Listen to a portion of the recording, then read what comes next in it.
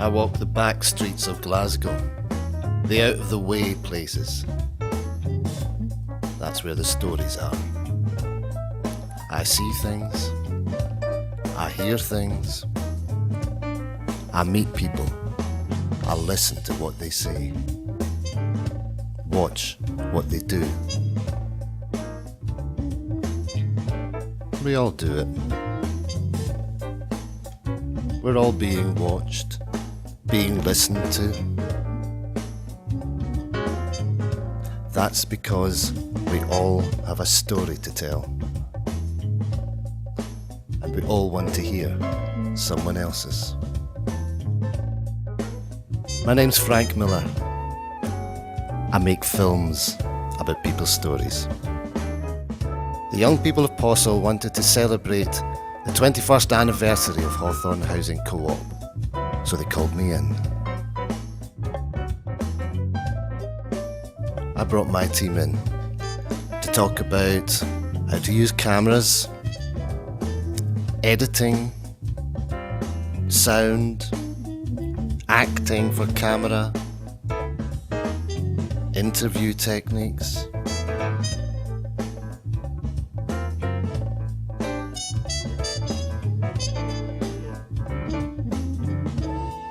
They learned fast. These were bright kids. And they had plenty of questions. Can it be like a birthday card? A film birthday card? What did they do that's different to now? So what is the Housing Association? So what should we do now?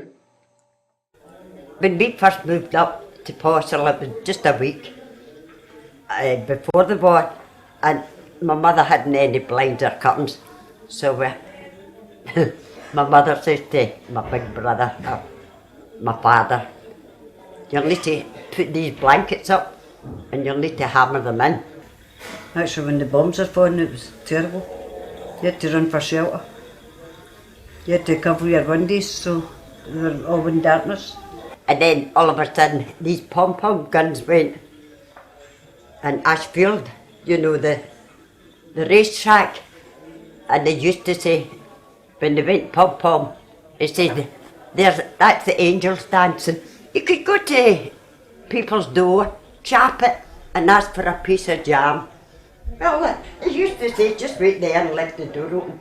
They used to bring it. I was an honorary member of the bowling club. There's quite a few of them up there. And they started on a Saturday morning, opening the doors at 10:30 to let the kids in. So their mother could go messages to 12:30. And they showed them films and all that, and they gave them lemonade and crisps and all that. One of the boys brought movies down for the kids to let them watch it. And we happened to put one day, and all of a sudden the kids were all quiet. You know how kids are always shouting, bawling at, and the next thing they were that quiet. So we went to see what was wrong, and the movie it was on happened to turn into a blue movie. Somebody had taped over it. So we had to go up our head and turn it off, and all the kids were going mental and throwing crisps and everything. So there was nothing else we could do. So they all fell out with us after that. I don't know about their days, but I just miss parents going out and playing with their kids. I just miss people being out in the street. I do it and my neighbours laugh at me. But it's got to the stage now that they come out and play with us, because I think it's leading by example. I love going out and getting the chalk out and showing my wee boy that's okay to draw in the street with chalk but nothing else, and then go and wash it off when you're done. I just love, I miss all that. I agree with Marie. I mean, I can't really say anywhere. I like that. I actually do have my neighbours maybe standing at their gates and having a chat over the fence, and just knowing everybody around about you. It's really nice just to say good morning and hello. Hi Geraldine.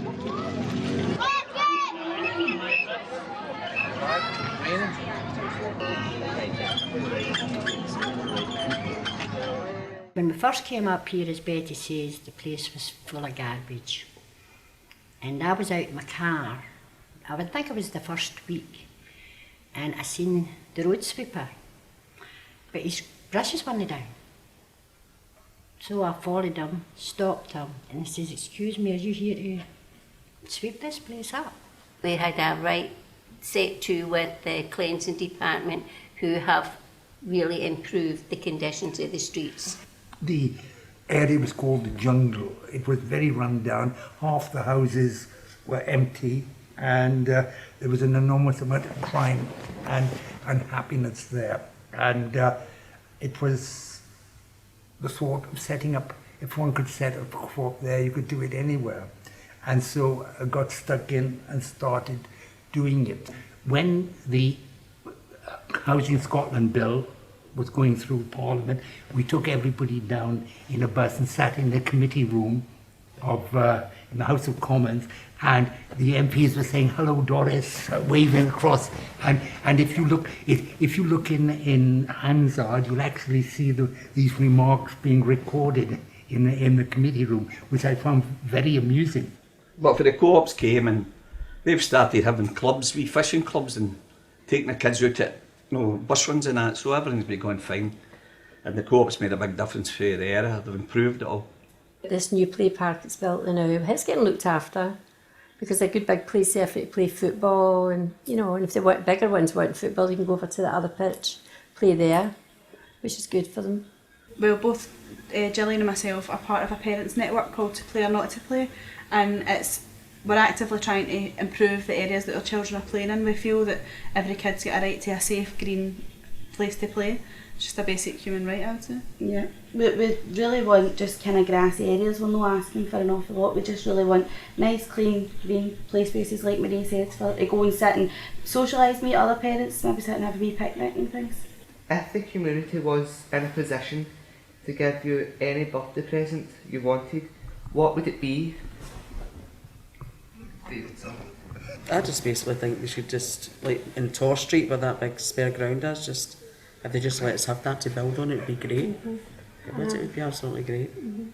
I think they'd find a few dead bodies out there. I shouldn't say that. Yeah, just to build in Tor Street for the sake of having a lot of things for the kids to do and get keep them off the street and stop the graffiti and everything like that, I tell you what would be very nice, would be to have a big all-day party out in one of our open spaces and get all the people doing makeup for the kids and have a jolly day like that.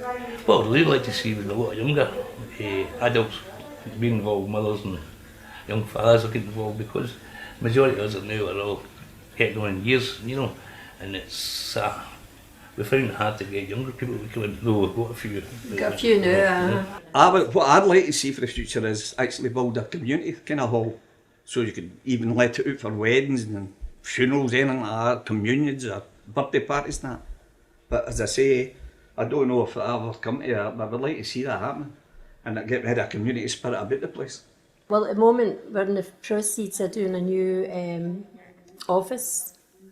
It's going to be built and there'll be areas in that for children, probably, like for nights and different things. Once it's all built, it should be built for the end of the year. I think we're on the right road. I think we need to keep continuing what we're doing. I think we need to keep improving our kids' play spaces, keep a budget for improving our houses, keep the planned maintenance going, and I think we'll be alright in the future. And I think just the same, just don't forget about the kids. Don't forget about the kids growing up, because it's their memories that they're creating, and they deserve happy ones. Yeah. We had happy ones, so and they're the next generation. Big bad wolf.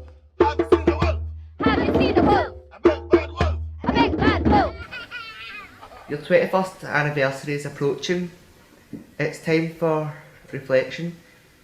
Is the co-op a healthy state for its birthday? Yes, I think it is.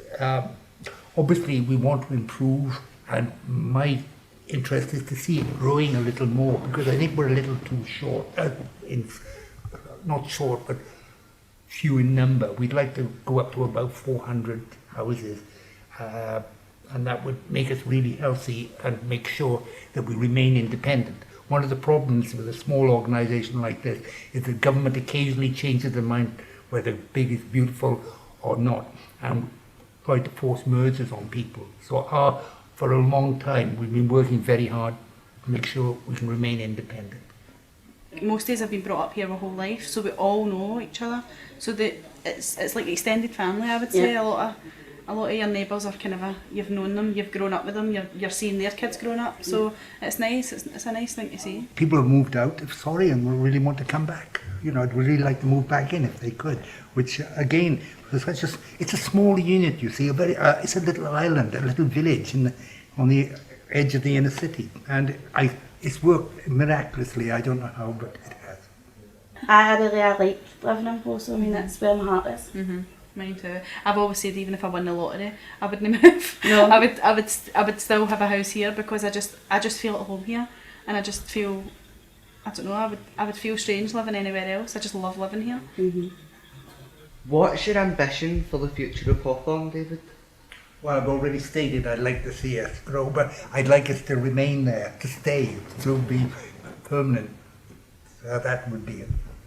Just keep flourishing. Yeah, just to keep building and just to get it stronger. What would your message be for the people of Hawthorn?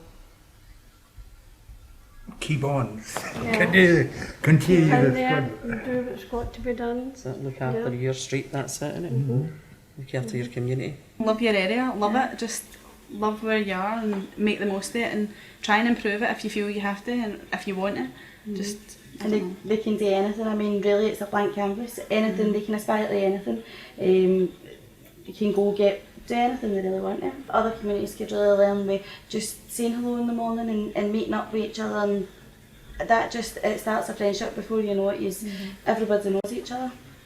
Where I live, I've got some new families that have moved from surrounding areas, and I think they were a bit intimidated when they first moved here, and now like we're really good friends, chat away to them, same as what we were saying earlier on about the neighbourhood spirit. I would say that it's just, I think it's quite a welcoming place.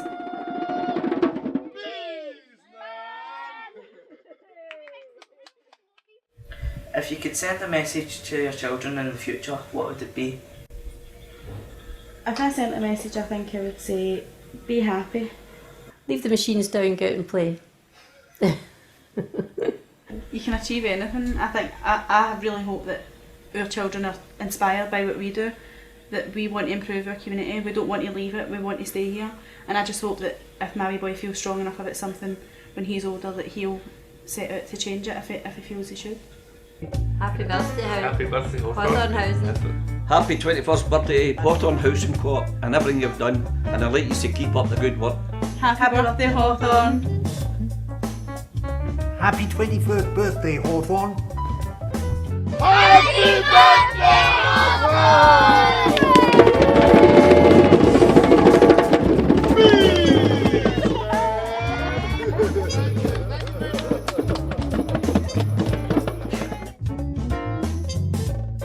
All that was left now was to deliver the film. Aaron, our director, the dude in the chair, and Matthew, his cameraman, took the film to Irene at the Housing Co-op. And my job here is done. There's not a lot wrong with a community that looks out for its neighbours and can turn out young people like these. And with a story to tell.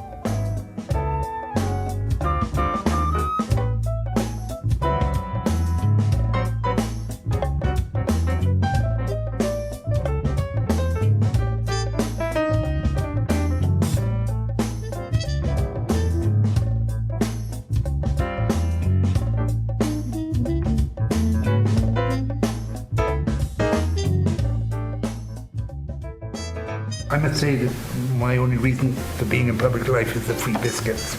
So,